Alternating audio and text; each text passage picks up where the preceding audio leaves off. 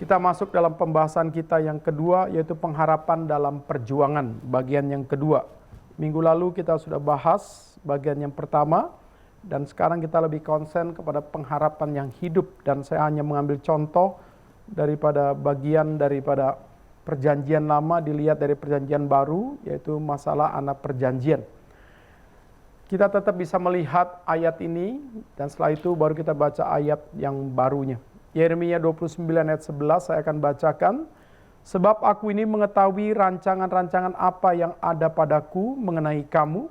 Demikianlah firman Tuhan, yaitu rancangan damai sejahtera dan bukan rancangan kecelakaan, untuk memberikan kepadamu hari depan yang penuh harapan. Ya, hari depan yang penuh harapan.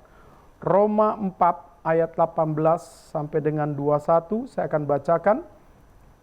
Sebab sekalipun tidak ada dasar untuk berharap, namun Abraham berharap juga dan percaya bahwa ia akan menjadi bapa banyak bangsa menurut yang telah difirmankan. Demikianlah banyaknya nanti keturunanmu. Imannya tidak menjadi lemah, walaupun ia mengetahui bahwa tubuhnya sudah sangat lemah, karena usianya telah kira-kira 100 tahun, dan bahwa rahim Sarah telah tertutup. Tetapi terhadap janji Allah ia tidak bimbang karena ketidakpercayaan. Malah ia diperkuat dalam imannya dan memuliakan Allah, dengan penuh keyakinan bahwa Allah berkuasa untuk melaksanakan apa yang telah ia janjikan. Saya ulangi, ayat 20 dan 21. Tetapi terhadap janji Allah, ia tidak bimbang karena ketidakpercayaan. Malah ia diperkuat dalam imannya dan ia memuliakan Allah. Ini sikapnya. Dengan penuh keyakinan bahwa Allah berkuasa untuk melaksanakan apa yang telah ia janjikan. Salah satu keunikan kehidupan kita sebagai orang Kristen dalam situasi yang sulit ini adalah kita selalu memiliki pengharapan-pengharapan yang hidup.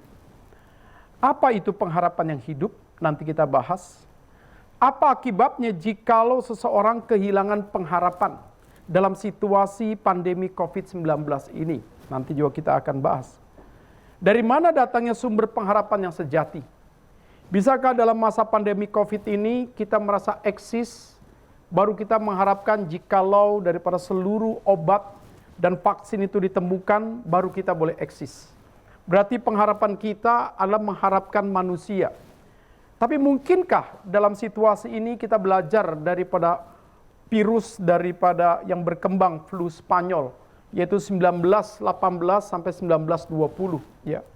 Berapa hari ini saya terus baca artikel-artikel tentang bagian itu, saudara, supaya kita bisa belajar bahwa zaman itu tidak pernah ada sesuatu yang sifatnya baru.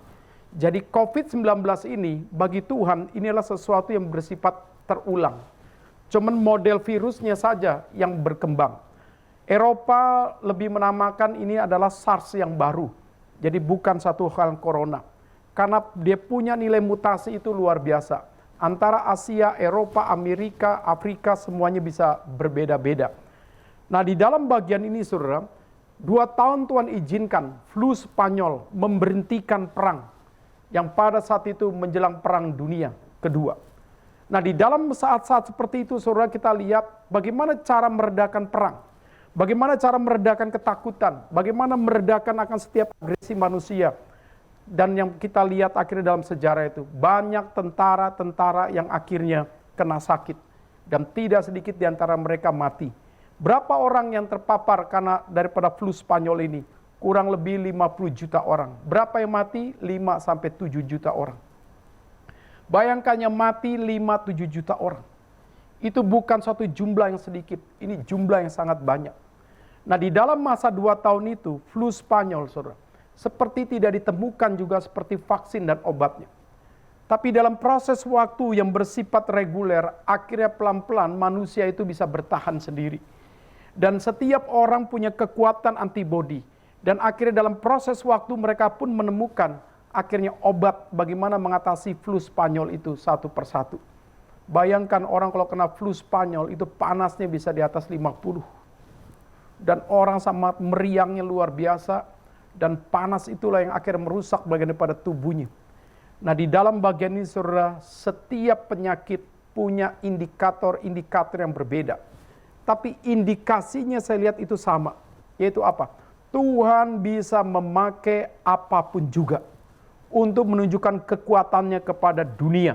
Khususnya orang-orang Eropa yang berperang pada saat itu dan di mana Amerika menyerang Eropa. Jadi kembali lagi, indikasinya sama. Tuhan bisa memakai akan segala sesuatu untuk menunjukkan kekuatannya. Jadi bukan negara Amerika yang menunjukkan kekuatannya ingin melawan Eropa. Bukan menunjukkan negara Eropa dengan Eropa menunjukkan kekuatannya.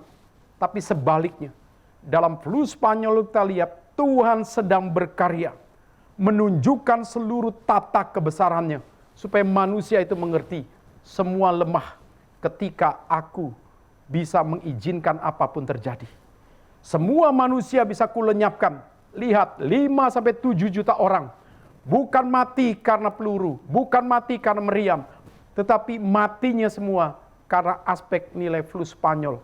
Dan mereka akhirnya perlahan-perlahan akhir mereka mulai sadar akan manusia dalam kesombongannya, dalam arogansinya, dalam setiap nafsunya, mengalahkan setiap negara. Ternyata mengalahkan yang tidak kelihatan, mereka kalah. Ini poinnya. Nah, di sini maka kita melihat ketika manusia bersandar kepada kekuatan bangsa, mereka akan hilang pengharapan. Ketika mereka bersandar kepada aspek medis pada saat itu, ternyata saudara semuanya bukan pengharapan yang paling utama. Itu hanya sesuatu yang sifatnya tambahan. Tetapi bukan berarti Tuhan tidak memakai medis, bisa. Nah, di sini kita akan belajar bersama-sama, saudara. Kita akan melihat bagaimana pengharapan dalam perjuangan bagian yang kedua berkaitan dengan bagian ini.